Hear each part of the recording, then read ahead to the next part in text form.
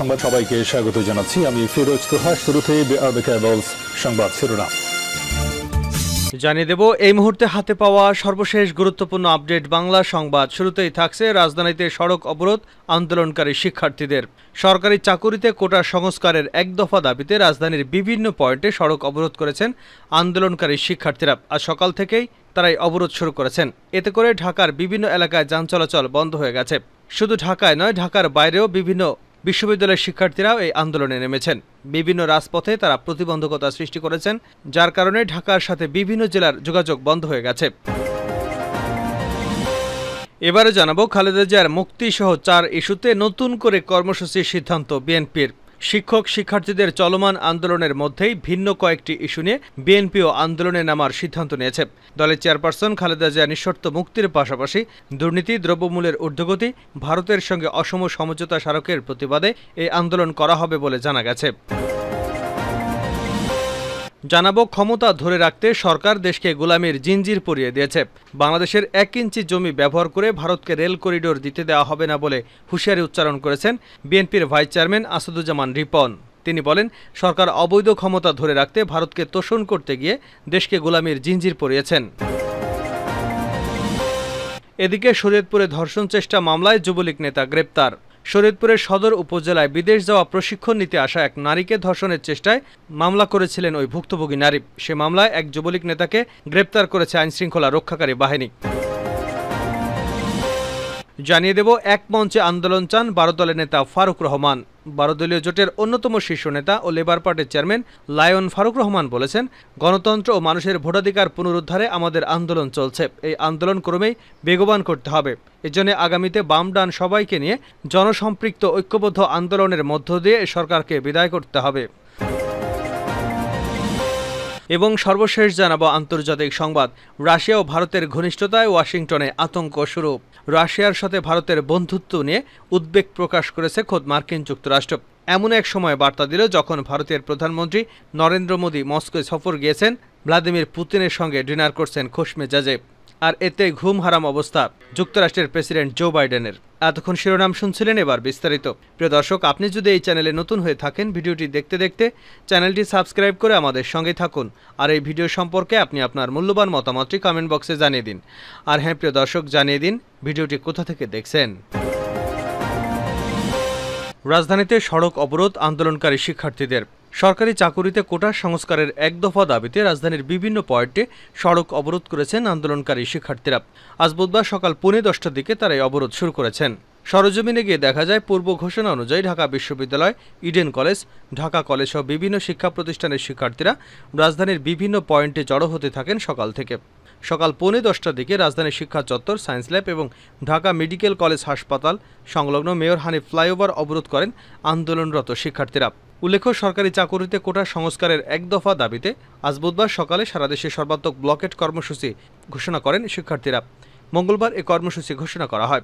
এ সময় ঢাকা বিশ্ববিদ্যালয়ের কেন্দ্রীয় গ্রন্থাগারের সামনে আয়োজিত এক সংবাদ সম্মেলনে আন্দোলনের প্রধান সমন্বয়ক হাসনাত কায়ুম বলেন, এখন আর 2018 সালের পরিপত্র বহালের মূল কথা নয়, বরং তৃতীয় ও চতুর্থ শ্রেণী সহ সকল গ্রেডে অযৌক্তিক ও বৈষম্যমূলক কোটা বাতিল করে সংবিধানে উল্লেখিত অনগ্রসর গোষ্ঠী বিশেষ চাহিদা সম্পন্ন কোটাকে ন্যায্যতার ভিত্তিতে ন্যূনতম পর্যায়ে এনে সংসদে আইন পাশ করে কোটা পদ্ধতি সংস্কারের দাবি জানাচ্ছি। এতদিন আদালত থেকে সিদ্ধান্ত প্রত্যাশা করলেও নতুন দাবিতে আন্দোলনের সম্পৃক্ততা নেই, বরং সরকারের নির্বাহী বিভাগের প্রতি এই দাবি জানানো হচ্ছে। খালেদার মুক্তিসহ 4 ইস্যুতে নতুন কর্মসূচির সিদ্ধান্ত বিএনপির। শিক্ষক শিক্ষার্থীদের চলমান আন্দোলনের মধ্যেই ভিন্ন কয়েকটি ইস্যুতে বিএনপিও আন্দোলনে নামার সিদ্ধান্ত নিয়েছে। দলের চেয়ারপারসন খালেদা জিয়ার নিঃশর্ত মুক্তির পাশাপাশি দুর্নীতি, দ্রব্যমূল্যের ঊর্ধ্বগতি, ভারতের সঙ্গে অসম সমঝোতা স্মারকের প্রতিবাদে এই আন্দোলন হবে। এজন্য একগুচ্ছ কর্মসূচি হাতে নেওয়ার সিদ্ধান্ত নিয়েছে দলটি। এর মধ্যে কয়েকটি কর্মসূচি যুগপৎভাবে হবে। খালেদা জিয়ার নিঃশর্ত মুক্তির দাবিতে ঢাকা এবং ঢাকার বাইরে মহানগর জেলা সদরে 3 দিনের সমাবেশ কর্মসূচি শেষে গত সোমবার রাতে বিএনপির স্থায়ী কমিটির ভার্চুয়াল বৈঠকে এই সিদ্ধান্ত হয়। জানা গেছে, বৈঠকে দেশের বিদ্যমান পরিস্থিতিতে জেলা, মহানগর এবং উপজেলা পর্যায়ে গণ অনশন, স্বেচ্ছা কারাবরণ সহ কয়েকটি কর্মসূচি নিয়ে আলোচনা হয়েছে। আর প্রাথমিকভাবে লিফলেট বিতরণ, সমাবেশ ও মিছিলের কর্মসূচি নেওয়ার সিদ্ধান্ত হয়েছে। আজ দলের যুগ্ম মহাসচিব এবং আগামীকাল থেকে যুগপথের মিত্রদের সঙ্গে ধারাবাহিক বৈঠক করবে বিএনপি। তাদের মতামত নিয়ে পরবর্তী সময়ে বিএনপির স্থায়ী কমিটির কর্মসূচি চূড়ান্ত করবে। মঙ্গলবার গণমাধ্যমে পাঠানো বিএনপির এক সংবাদ বিজ্ঞপ্তিতে বলা হয়েছে, খালেদা জিয়া নিঃশর্ত মুক্তির দাবিতে ঢাকাসহ সারা দেশের মহানগর ও জেলায় বিক্ষোভ সমাবেশ সফল করায় স্থায়ী কমিটির সন্তোষ প্রকাশ করেছে। এই ইস্যুতে পরবর্তী কর্মসূচি নির্ধারণের জন্য ভারপ্রাপ্ত চেয়ারম্যান সংশ্লিষ্ট নেতাদের সঙ্গে আলোচনা করে সিদ্ধান্ত নেবেন। ক্ষমতা ধরে রাখতে সরকার দেশকে গোলামির জিঞ্জির পরিয়ে দিয়েছে রিপন। বাংলাদেশের 1 ইঞ্চি জমি ব্যবহার করে ভারতকে করিডোর দিতে দেওয়া হবে না বলে হুঁশিয়ারি উচ্চারণ করেছেন বিএনপির ভাইস চেয়ারম্যান আসাদুজ্জামান রিপন। তিনি বলেন, সরকার শুধু অবৈধ ক্ষমতা ধরে রাখতে ভারতকে তোষণ করতে গিয়ে দেশকে গোলামির জিঞ্জির পরিয়ে দিয়েছে। ঢাকা রিপোর্টার্স ইউনিটিতে জিয়া শিশু কিশোর মেলার কেন্দ্রীয় কমিটি আয়োজিত প্রতিবাদ সমাবেশে এসব কথা বলেন তিনি। দলের চেয়ারপারসন বেগম খালেদা জিয়া সহ কারাবন্দী নেতাকর্মীদের মুক্তির দাবিতে এ প্রতিবাদ সমাবেশের আয়োজন করা হয়। সমাবেশে প্রধান অতিথির বক্তব্যে আসাদুজ্জামান রিপন বলেন, বেগম খালেদা জিয়াকে শুধু নির্বাচন থেকে দূরে রাখার অসৎ অভিপ্রায় নিয়ে আওয়ামী সরকার মিথ্যা মামলা দিয়ে দণ্ডিত করেছে। আওয়ামী সরকার প্রধান এবং তাদের লোকজন প্রায়শই বলেন, বেগম জিয়া এতিমের টাকা আত্মসাৎ করেছেন, অথচ আদালতের ফরমাইশি রায় পর্যন্ত কোথাও বেগম জিয়া টাকা আত্মসাৎ করেছেন এমন কথা লেখা নেই। অথচ তারাই অসত্য বয়ান দিয়ে যাচ্ছে। যদি বাংলাদেশের আইনের শাসন এবং জবাবদিহিতা থাকত, তাহলে এই বক্তব্যের জন্য তাদের 100 বছরের জেল হতো। শরীয়তপুরে ধর্ষণ চেষ্টা মামলায় যুবলীগ নেতা গ্রেপ্তার। শরীয়তপুর সদর উপজেলায় বিদেশ যাওয়ার প্রশিক্ষণে নিতে আসা এক নারীকে ধর্ষণ চেষ্টার মামলায় আব্দুল মান্নান খাঁ 42 নামের এক যুবলীগ নেতাকে গ্রেপ্তার করেছে পুলিশ। মঙ্গলবার রাতে পালং মডেল থানার ওসি মেজবাউদ্দিন আহমেদ এ তথ্য নিশ্চিত করেছেন। এর আগে বিকেলে সদর উপজেলার রুদ্রকর ইউনিয়নের চর সোনামুখী এলাকায় তাকে গ্রেপ্তার করা হয়। গ্রেপ্তার আব্দুল মান্নান খাঁ রুদ্রকর ইউনিয়নের মৃত হানিফ খানের ছেলে। তিনি রুদ্রকর ইউনিয়ন যুবলীগের সভাপতি।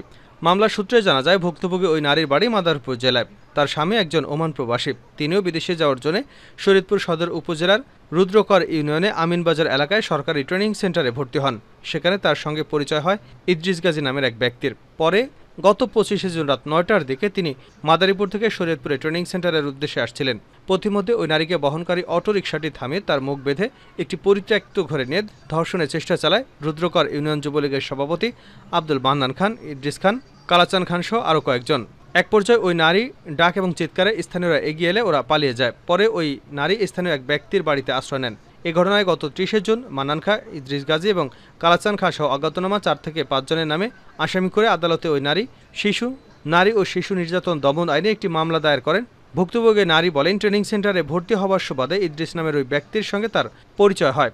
আমি যখন ট্রেনিং সেন্টারে যাচ্ছিলাম, ইদ্রিস গাজী সহ বেশ কয়েকজন আমার মুখ চেপে একটি পরিত্যক্ত বাড়িতে ধর্ষণের চেষ্টা চালায় এবং স্পর্শকাতর ভিডিও করে আমাকে তারা মারধরও করেছে। আমি লোকলজ্জার ভয়ে কাউকে কিছু বলতে পারিনি। পরে তারা আমার স্পর্শকাতর ভিডিও ছড়িয়ে দেওয়ার কথা বলে মোবাইল ফোনে টাকা দাবি করে। এক পর্যায়ে আমি বাধ্য হয়ে ঘটনার 5 দিন পর আদালতে মামলা করি। আমি এই ঘটনার সুষ্ঠু বিচার দাবি করছি। শরীয়তপুর জেলা যুবলীগের সাধারণ সম্পাদক নুহুন মাতবর বলেন, বিষয়টি আমার জানা ছিল না। এ ব্যাপারে তদন্ত করা হবে। তিনি যদি সংশ্লিষ্ট কাজের সঙ্গে জড়িত থাকেন তাহলে তার বিরুদ্ধে সাংগঠনিক ব্যবস্থা নেওয়া হবে। পালং মডেল থানার ভারপ্রাপ্ত কর্মকর্তা মেজবাউদ্দিন আহমেদ বলেন, ওই যুবলীগ নেতার বিরুদ্ধে আদালতে একটি মামলা দায়ের করা আছে। পরে অভিযান চালিয়ে তাকে গ্রেপ্তার করা হয়। রাশিয়া ও ভারতের ঘনিষ্ঠতায় ওয়াশিংটনে আতঙ্ক। রাশিয়ার সাথে ভারতের বন্ধুত্ব নিয়ে উদ্বেগ প্রকাশ করেছে মার্কিন যুক্তরাষ্ট্র। আর এই বিষয় নিয়ে ওয়াশিংটন এমন এক সময় বার্তা দিল যখন ভারতের প্রধানমন্ত্রী নরেন্দ্র মোদী মস্কো সফরে গিয়েছেন।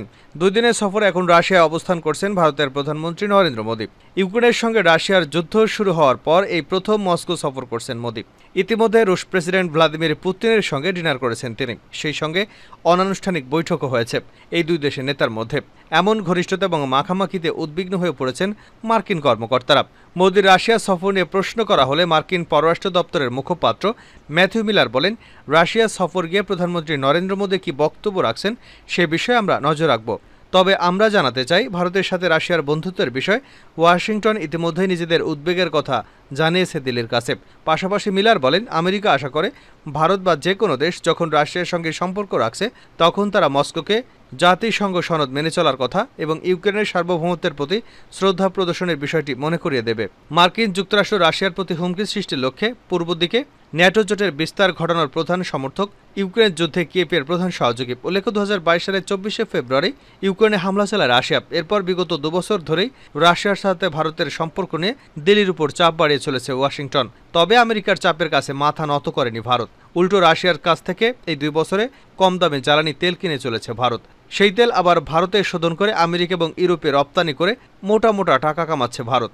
রাশিয়ার সাথে ভারতের ঐতিহাসিক সম্পর্কের কথা উল্লেখ করে মার্কিন হস্তক্ষেপে আপত্তি জানিয়েছে দিল্লি। এর সাথে জাতিসংঘের বিভিন্ন প্রস্তাবে রাশিয়ার বিরুদ্ধে ভোট দেওয়া থেকে বিরত থেকেছে ভারত। তবে বরাবরই আলোচনার মাধ্যমে শান্তিপূর্ণভাবে ইউক্রেন যুদ্ধ বন্ধের আহ্বান জানিয়ে এসেছে দিল্লি।